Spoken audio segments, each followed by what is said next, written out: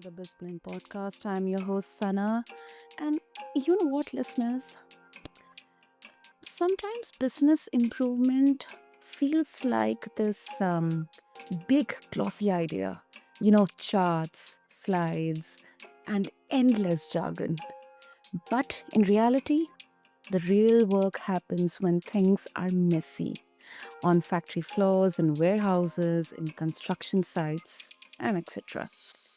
And that's where today's guest has spent over 20 years helping businesses become more efficient, profitable, and scalable. He's not from a big four consulting background, and that's exactly what makes his perspective refreshing, listeners. He's the founder of OE Partners, a lean management consultancy based in Melbourne, and co owner of a steel shed manufacturing company. So he knows both sides of the table, the strategy and the day to day grind. Well, earlier in his career, he spent 3 years at Toyota in Japan, where he saw firsthand how culture and systems intertwine to drive world class performance. And today on BizBlend, he brings for us down to earth insights on cutting inefficiencies, fixing broken processes, and scaling smarter, not harder. So, listeners, meet my incredible guest, Damien Lacey. So, Damien, welcome to the show, and I'm really, really honored to have you here with us. Thank you very much, Sana. That was a nice intro. So, looking forward to our chat today. Absolutely, absolutely, Damien. And this is so refreshing that, in spite of not having that, traditional consulting background, you know both the sides of the table, and that's what exactly especially entrepreneurs and business owners, they need to know when it comes to especially business improvement and transformation. So let's start with the inefficiencies. So Damien, you have worked with so many teams who feel stretched thin, working harder and harder, grinding, but not really moving forward.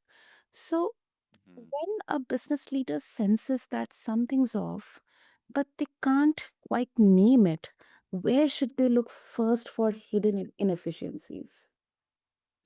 Yeah, it's a good question. You are right. A lot of teams and businesses have the same challenge: spread thin, not making as much progress around improvement as they would like. Look, there is more than one. There is more than one way. Okay. You can start small, and work on what's immediately in front of you. You know, it's a very simple way is start engaging your team members with, what's frustrating them right now. What are some immediate problems that they're dealing with? What's delaying them from fulfilling their customer requirements? Um, and purposely choose smaller, more manageable problems to change. Yeah, I mean, that's a good way to get momentum. And if there's reluctance from the team, it can help with that too, because you're addressing something directly that they're talking about. Um, if a company, wants to make faster progress, is impatient for success, they may look a bit more broadly and sort of look at the end-to-end chain of operations for their business and really try and zoom in on where specifically, um, you know, are the bottlenecks, are the constraints, um, because improvement is centered around those constraints, they will give you the biggest benefit. They will give you the biggest benefit, and that can generate enthusiasm and momentum when there's significant wins achieved. So there's more than one way. Um, Start small, or look more broadly and find the overall constraints. Both approaches are worthwhile. Yeah, yeah, that absolutely makes sense. And I mean, basically, so you're saying that. we should start first with the people or processes, or maybe it depends on case to case? Mm. You know what? It really does depend. There's no one right approach to the exclusion of others. Mm. Your journey will depend on, how big is your company? What sort of industry is it working in? If you're working in a pharmaceutical company versus working in a medium-sized, heavy engineering metal fabrication company, your approach is it's gonna be different, right? Mm-hmm. The culture of that organization is gonna be different. If the organization has had, um, you know, uh, no experience with operational excellence, with process improvement, um, versus a company that tried it and failed, again, your approach is gonna be a bit more cautious, right?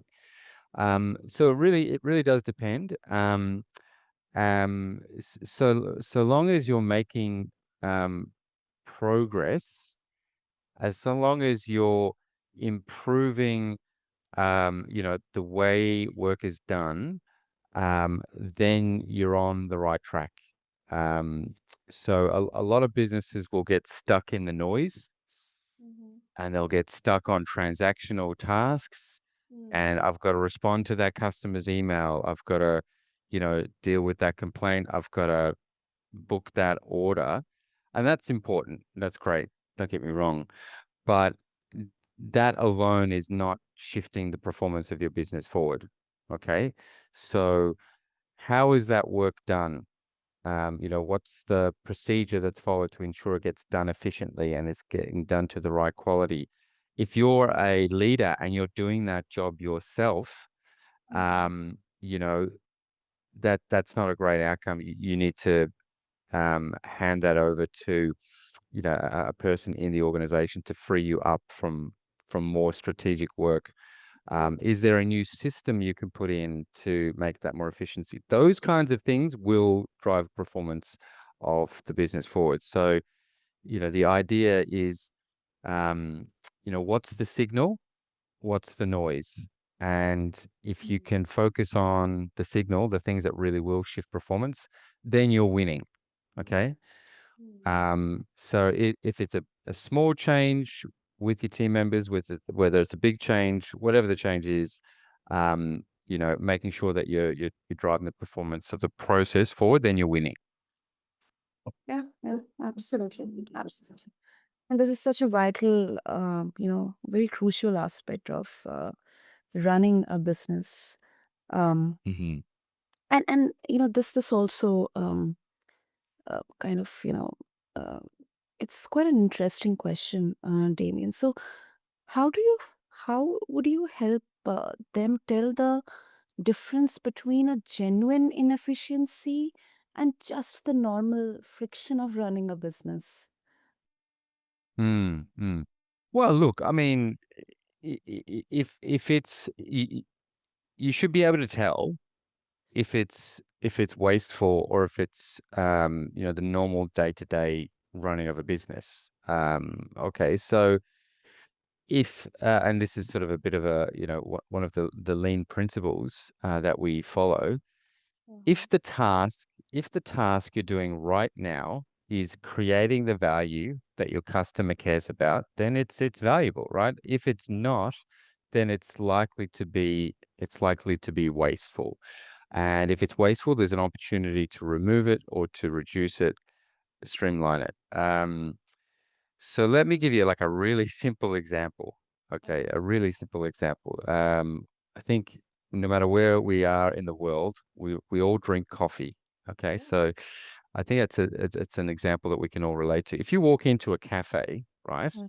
Uh-huh. Let's say a Starbucks or wherever, the steps that the people in the organization are doing that are creating value are, warming the milk, Mhm. assembling the lid onto the cup, Mhm. delivering the cup to your hand, right? These are all things of value. They're essential. The things outside of that probably can be streamlined, can be improved. Ordering stock from your suppliers, arranging the roster for next week. Yeah. Um, those things, how can we streamline those? How can we make them more efficient? Because your customer doesn't care. Exactly. Your Yeah. customer doesn't care that you took an hour to organize next week's roster. Yeah. Um, or if the machine broke down, okay, that should be eliminated. That should never happen, Yeah. etc. So getting really clear about the work that you do, what is creating value that your customer cares about, Mm-hmm. what's not that, and really targeting that. So how do I streamline? How do I reduce um, those things to leave you more time to spend delivering value for your customer? That can be useful. Yeah. Yeah. Yeah. I agree. I agree. And also, I think listeners will also find this very interesting. So, from your time at Toyota, you saw how culture and systems they are deeply connected.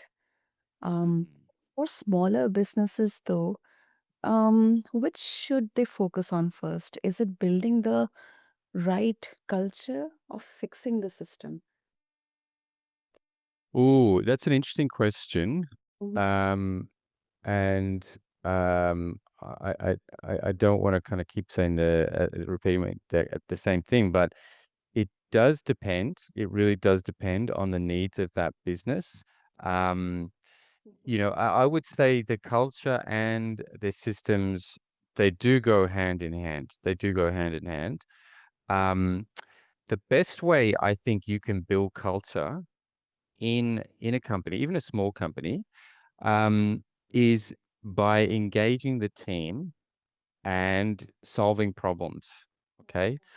And that problem, the solution of that problem will be hopefully an improvement to the system, to the way that we work, to the processes that we follow, the steps we follow. Um, so if we can engage the team to say, you know what, it's really annoying that um, we have this mistake happen frequently. Let's try and figure this out. Why is this happening repeatedly? Let's see if we can come up with a permanent fix to this because it frustrates everyone. And getting the team together around that problem or opportunity, whichever label you want to put on it, and saying, okay, why did it happen? What can we do about it? What are some ideas? And then putting those ideas in place and seeing the fix happen. There is no better way of building culture in an organization than doing that. Um, you can have a company vision statement, you can have your goals on the wall, you can have inspirational speeches, and these are all good, right? Don't get me wrong; they're all very useful things and important. But if you really want to drive culture forward, getting teams together and solving problems is where it's at. That's gonna get the job done. Yeah, yeah, yeah. And that's such a golden rule because these anecdotes and the observations, the experiences, the approaches, they kind of become the playbook for the company in the Hmm. foundation Absolutely. principles, especially on building culture and systems. Um, yeah, and I think also from a perspective that sometimes leaders they would try to copy what works for a massive company, but it may not translate the same way for a 10-person business or a 20-person business. So it's a very practical approach. Mm. Yeah, absolutely. You're right. The solutions that you put in place for a massive business should have to be different in a smaller organization because the requirements are different. Um, if you're doing a job, you know, 10,000 times, like if you're doing a process 10,000 times, well, you want to be very careful about that process. You want to make sure it's very, very clear Yeah. and very, very efficient. If you're only doing that task 5 times, you're not going to invest the same amount of time um, designing that process writing out that procedure or the like. It's horses for courses. So yeah, definitely, big business versus small businesses. There are differences of approach that need to be followed. Yeah. And a bit of a,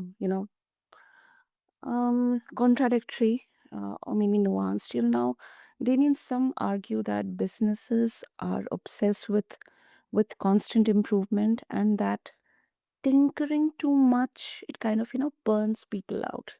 Like too much change, too much overcomplicating processes and things. So, what would you say to leaders who think sometimes the best improvement is to stop improving and do nothing? Well, I would caution that approach. Uh, Mhm. to say it quite, yeah, I'd say to say that quite clearly. I would caution that approach. Um, like anything, you've got to do it well, and if your changes are haphazard and if they're poorly planned and people don't know if why they're doing things, or they don't seem to be getting better, then yeah, absolutely, don't do that kind of change. That's poorly executed.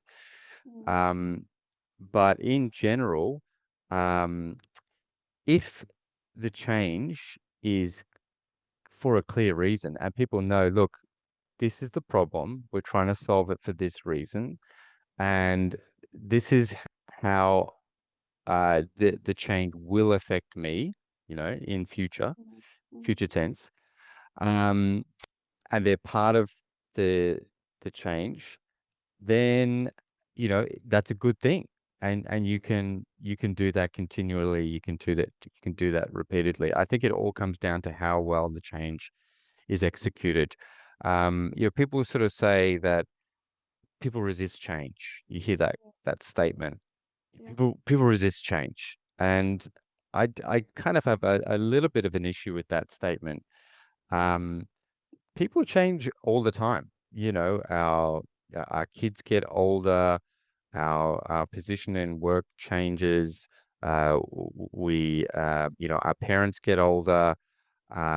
We have to um, move houses potentially. Um, you know, we're dealing with change all the time, right? If the change is clear for a reason and people know how it will affect them, and there's a plan to execute it, that they can understand, then most time, the vast majority of the time, people will support the change. And if you get resistance, there's usually a reason behind that resistance. So to summarize, um, the best change is definitely not to do anything. That's like the road to stagnation, and your competitors probably don't have the same mind view. So that's a risky strategy. I would instead say try to execute change well. Mm, that's quite well put, Damien. um, and before we wrap up, I think it's a very interesting question. Of course, I mean, you have built your career outside the Big Four model, but um, what I've seen, that companies would still trust the big brands first, the Big Four. Why should a business owner choose a hands-on approach like yours over a polished consulting giant? Well, I suppose it comes down to what you're after. I'll make a disclaimer here, Sana. We do have some members of the team who have got Big Four experience. Yeah. Um, I'm not completely anti that level of experience, but Mhm. it's it's more so we're all from industry, right? So we're all from large world-class organizations in industry, and it comes down to results. Um, So there'd be a couple of reasons why you would choose a smaller firm. Um, one is a more calibrated approach. Um, Generally speaking, when we engage with a new customer, we're starting in a small, focused way, demonstrating some success, proving the relationship on both sides of the table, and then going from there. Okay, so we're not trying to boil the ocean and trying to sign some massive contract to lock the client and ourselves in. So that's an advantage, I think, to have a more calibrated approach. And yeah, we unashamedly are focused on implementation and focused um, on measured results. Okay, so it's not about producing a 50 page PowerPoint slide deck Mhm. that's been graphically designed, you know, pixel by pixel. Uh, you know, Look, in some instances, in a large organization, um, they want to have decisions vetted by an external party, and they want that decision to be vetted by a Big Four organization, and that's fine. That's fine. I can completely get that in those scenarios. But yeah, if customers want a more calibrated approach, let's be honest, a better value approach, um, and one that's more focused on operational outcomes with their team, then they would choose a firm like ours. Absolutely, absolutely. I think this definitely, and this credibility and practicality. Um, Mm. and I completely agree. So, Damien, if our listeners they would like to connect with you and explore more about the work that OE Partners is doing, what would be the best way? Yeah, I mean, a couple of ways. One would be just reach out to us on our website, oepartners.com.au. So that's O for operational, E for excellence, partners.com.au. Or you can find me on LinkedIn. If you search Damien Lacey OE Partners, I should pop up somewhere near the top. And yeah, happy to connect with your listeners and field any questions they may have. Super, super. Interesting. So I'll make sure to have all the details in the show notes for our listeners, Damien. And thank you. Thank you so much for bringing this refreshing perspective, grounding this topic, of course, with the real stories from your experience, from your work at Toyota, from your own business journey, Damien. So, yeah, thank you. No, thank you, Sana. It was great. I enjoyed it. So, to all the listeners out there, I believe this conversation reminds us that improvement isn't about chasing buzzwords or frameworks. It's about paying attention to what's actually happening day to day and being brave enough to change it. So, thank you to everyone for tuning into BizBlend. Until next time, keep blending strategy with humanity, and remember, business gets better when people do too. Until then, this is your host, Sana, signing off. Thank you.